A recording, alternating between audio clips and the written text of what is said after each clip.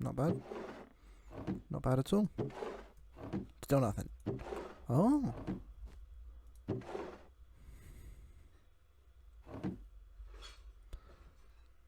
Never again. That was the last stock. I'm out of the gold game. It's too popular. And if that's a reason to stop a shop, then I'm mad. But I'm out. Too much time spent. Man wants to do some piglin trading. Probably start keeping my own gold. Ladies and gentlemen, welcome back to V4 Vanilla. But we are not on the V4 Vanilla server. No, we are in what is my creative testing world. Now, I don't know how many of you have been around for a while, but you might see some things behind me that you recognise from previous servers, ID, mainly Industrial Dimensions, but there's a bunch of fun little builds over there. There's a lot of nether tunnels here as well. I have a lot of nether tunnel design, but that's beside the point. What we are here to see is this area over here, which is my V4 Vanilla area. And this is just where I'm testing some things. So I was, testing wither roses on Pigma, and there's this funky thing here which I got bored and did once. This was about encasing the villager farm, iron farm testing. You'll recognise that. You'll recognise that over there, of course, and that's berry farm testing and all that other stuff. So yeah, you'll recognise a lot of stuff here. But what you won't recognise is this. And now, yesterday for me, I went on a bit of a building spree, and I came up with the design. And well, I kind of like it. It's just a bit square, but it has to be square. That's the problem with it. So shall we hop over to V4V? That's the wrong thing. To V4V. I'll be right back. Actually hope if the login servers are up. Shall we hop onto V4V? And we'll take a bit of a wander. And this is going to be the main point of this episode, because I am standing at the moment on the brink of an absolutely glorious week off of work, which means I've got not much else to do apart from just play Minecraft, which means everything that I've been talking about that's big and going to take time, it's coming. So we have done one side of it already. There is the beginning of the decoration of the iron farm, and by the end of this episode we'll have it finished. Now, I've only designed this bit here. I've got to repeat this for 4 sides to keep up with the symmetrical thing I've got going, but there's this weird, the actual farm itself hasn't got any casing, but this does go up tight to those spawning platforms, and it's spawn proof for golems. So I'm pretty sure I can work something out, but let's go on an adventure. Let's try and work out exactly how we're going to surround this. But I thought I would just give you a little bit of an insight to how I'm doing this season. Now, normally I like to build organically. I don't tend to plan out my things, but I'm dealing with palettes and shapes here that I've never used before.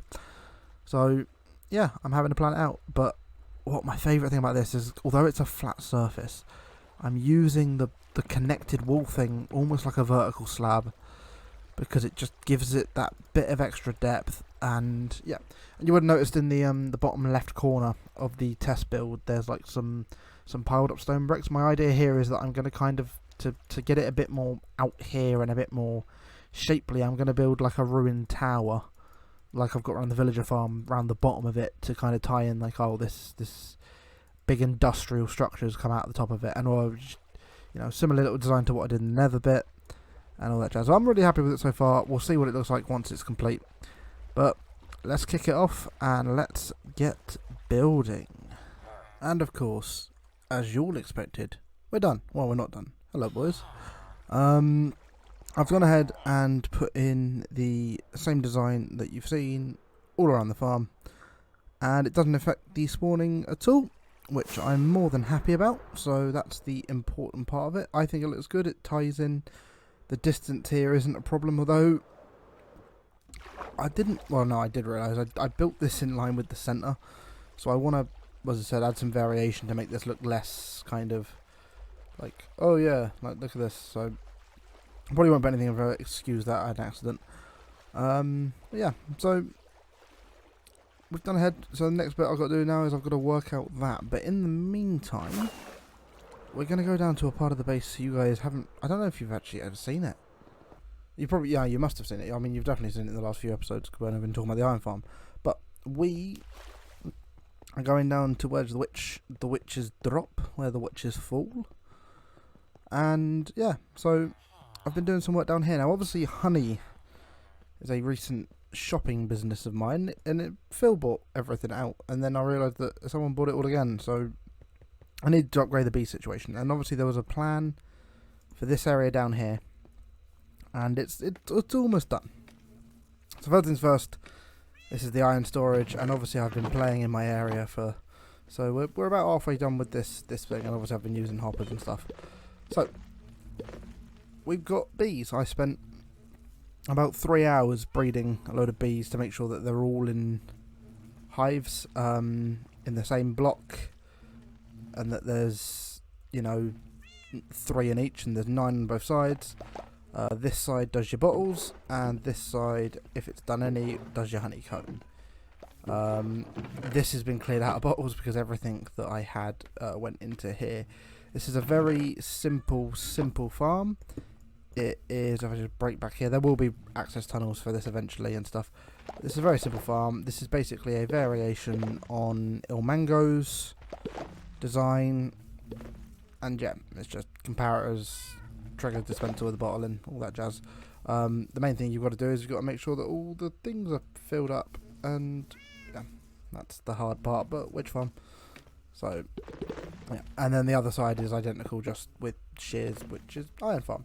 So yeah, we've got some shenanigans back here with the iron, so you can see the iron coming in. There's a poppy killer over there.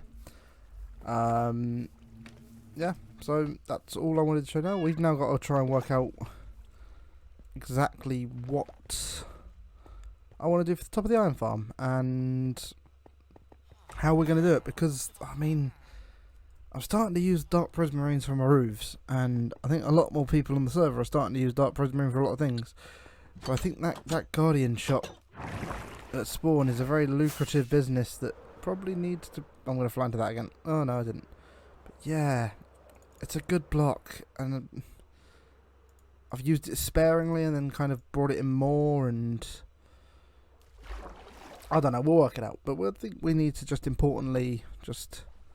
Yeah, so we've upped our honey production, which, yeah, we've upped our honey production. We've done the 4 walls. I've now just got to work out what to put around the top. I would say leave suggestions below, but knowing me, I'll probably finish it by the end of this episode. Anyway, change of plan. I just died. Managed to get my stuff back, and I found some ancient debris, so guess where I died. I was going down to the where I'd been mining the ancient debris to get some magma blocks, hopefully, just find a little pockets of them exposed. I was going to go finish the gold farm, you know, just general grindy stuff.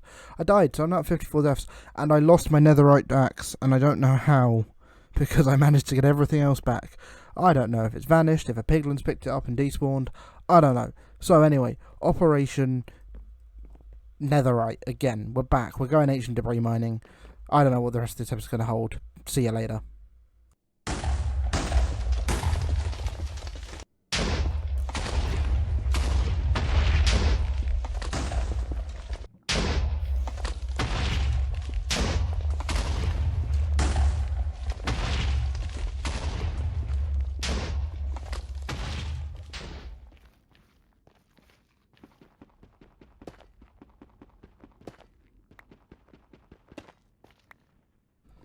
Well, I'll say that was successful. I got 16 ancient debris out of basically only 1 stack of TNT.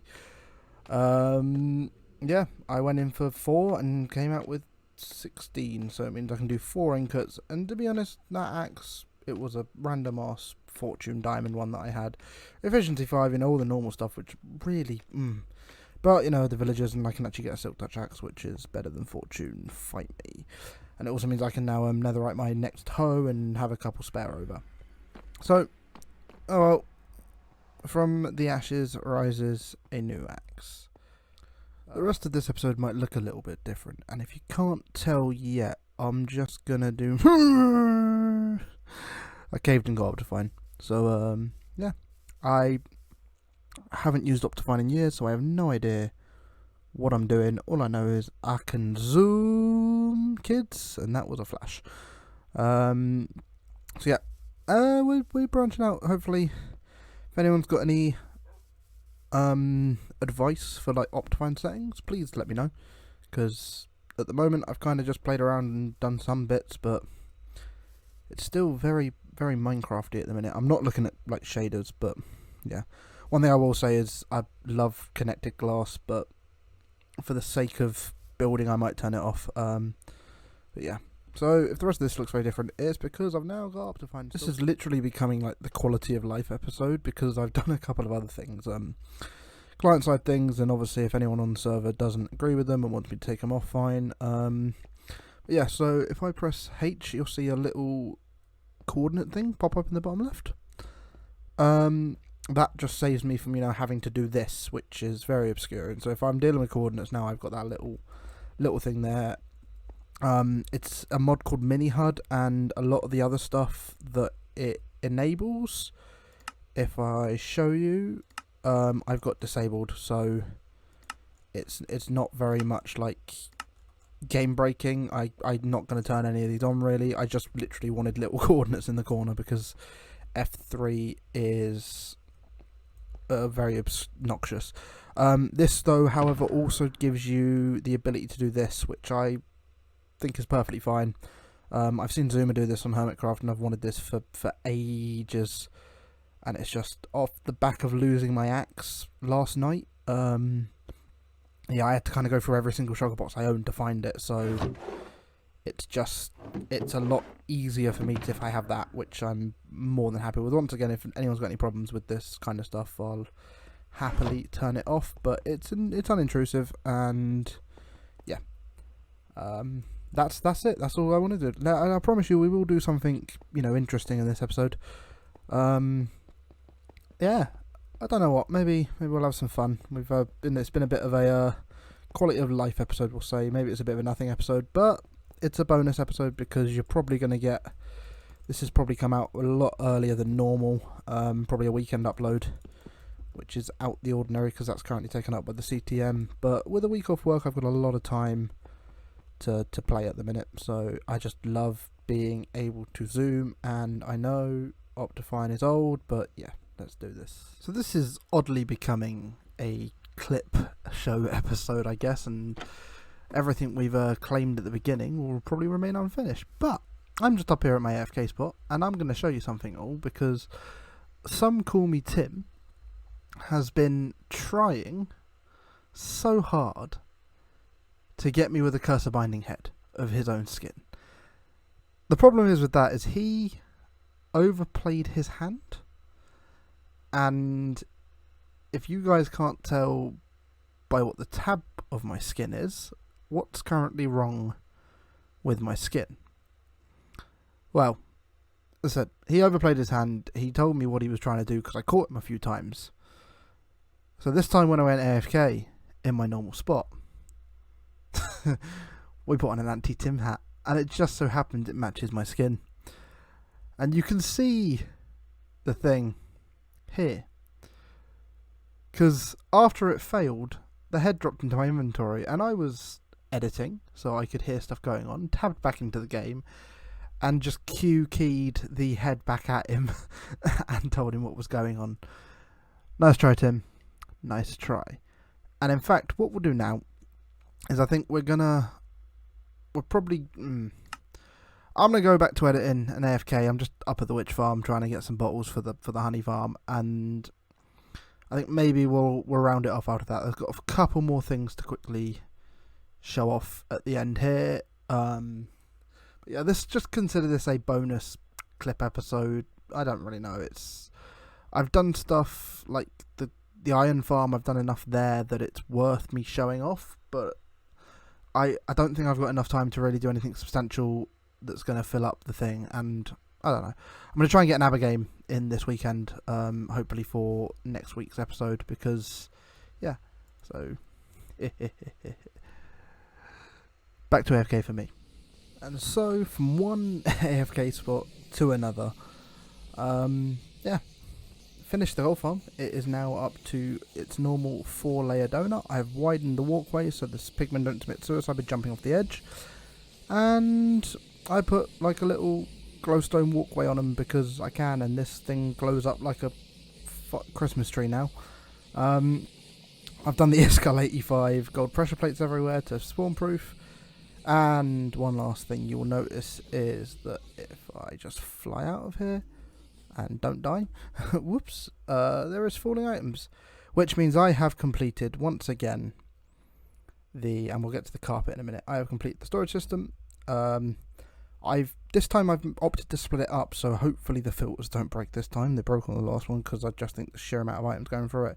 And we apparently still get some suicidal pigmen, so I'll have to work that out. I probably will end up doing the whole class at something. And I've got my cactus disposals for the swords. Did we get a head? No head. Okay, excellent. Okay, let's turn that back up. So yeah, I think I'm going to round it off here, but what I will show off real quickly, well not even show off, but just show real quickly, is that this, I intend to put a build around this, because I intend to use this back section for like a piglin something or other. I believe this over here is where the Crimson Forest starts. Nope. Anyway, there's a Crimson Forest on the outskirts of one of it on this donut somewhere. I don't know where it is. Maybe it's here. Yeah, so I've done yellow carpet for this, and I've done another couple bits of carpet.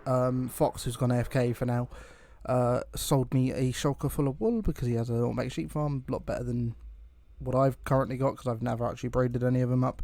And I've just put in a little bit of a carpet network for the portals I'm using because these are too far to be bothered to dig to. So, yeah, Mesa, Ice Spikes, Desert, that kind of thing, and then obviously the gold farm. Yeah, that's it there for that one. So we're going to round it off here. We're going to round it off for the episode. As I said, it's really been a bit of a nothing episode in the grand scheme of things. Like, I don't feel like I've accomplished much, but I also feel like it's starting to go on now, and I in the interest of making sure that I put everything out there, that yeah, it's probably a skippable one for most of you, and I wouldn't be ashamed if there isn't, you know. But next things I want to do next time, I either want to do a game of ABBA. I think definitely a game of ABBA. If I can get one going this weekend, I'll put it to the Discord, see if anyone bites. There are a couple of people who have said they are interested in giving me a game. Let me take the helmet off. And then, I don't know, I think I might want to try and find a fortress that's in our optimal biome for maybe a wither skeleton farm. I've been to the Wither Rose farm over the last couple of days, and it's actually still working. I was absolutely terrified it was broken, because things with withers and the end and the walls that stop them from shooting. But it needed a couple of quick repairs, but it's fixed. I didn't have to rebuild the entire farm or you know, spawn a different wither. So for now, we're gonna sign out right here in front of the portal, and I will see you next time on V4 Vanilla. I have been what?